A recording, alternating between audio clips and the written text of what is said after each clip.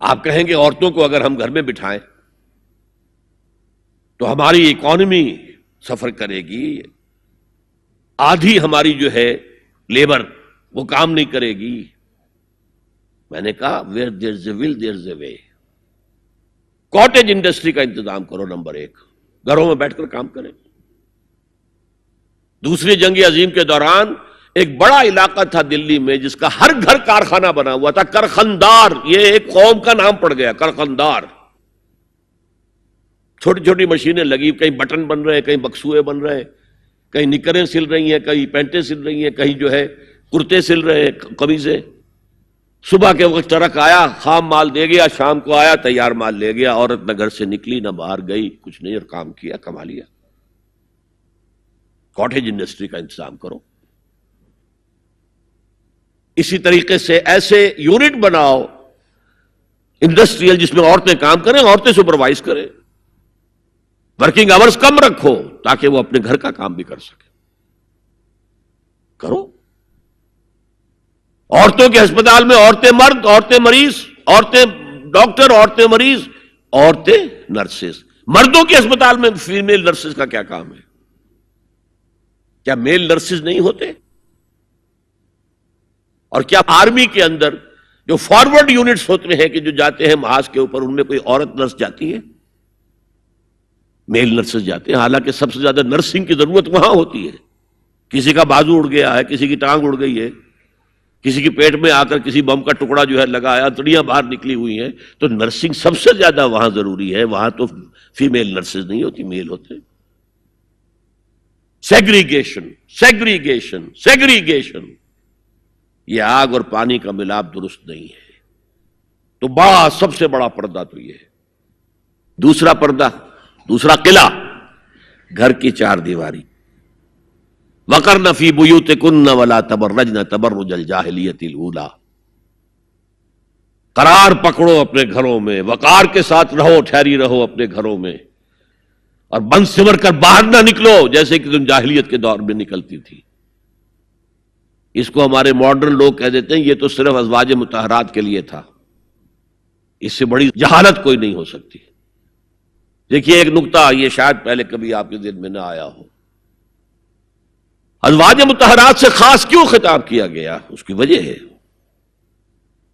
اسی سورہ احزاب میں جس میں یہ مضمون آیا ہے وَقَرْنَ فِي بُيُوتِكُنَّ وَلَا تَبَرَّجْنَ تَبَرُّجَ الْجَاهِلِيَّةِ الْأُولَىٰ، اسی میں آیت آئی ہے لَقَدْ كَانَ لَكُمْ فِي رَسُولِ اللَّهِ أُسْوَةٌ حَسَنَةٌ۔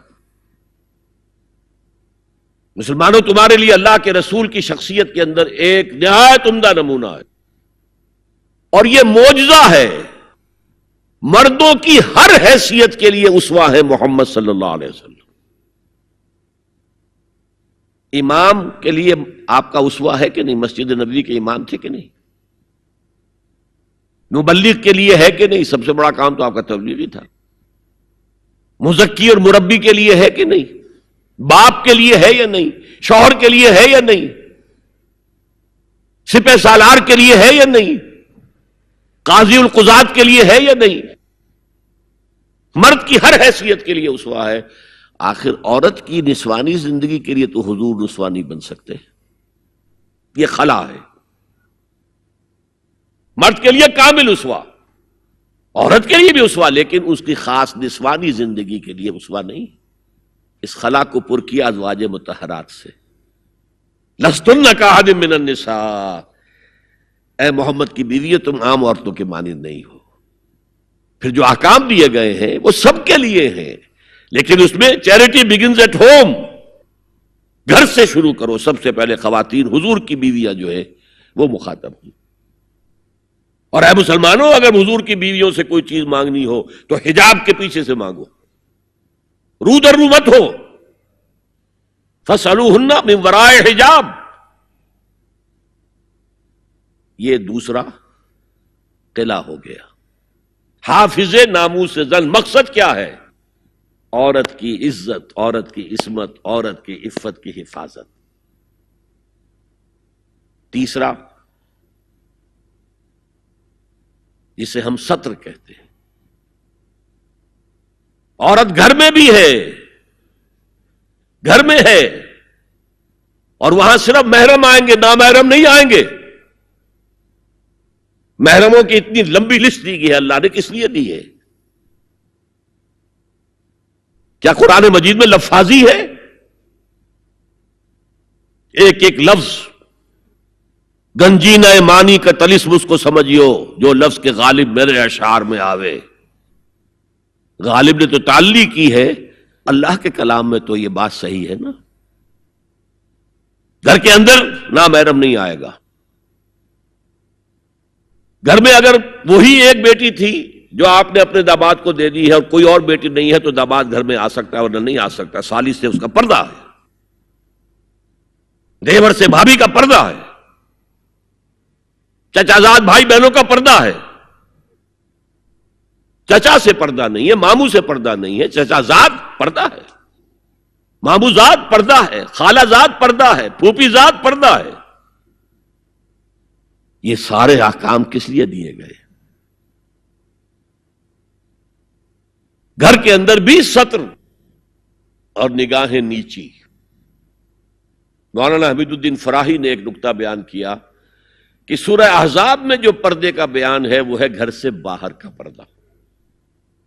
جب اے نبی کہہ دیجئے قل لازواجک و بناتک و نساء المؤمنین یدنین علیہن من جلابیبہن.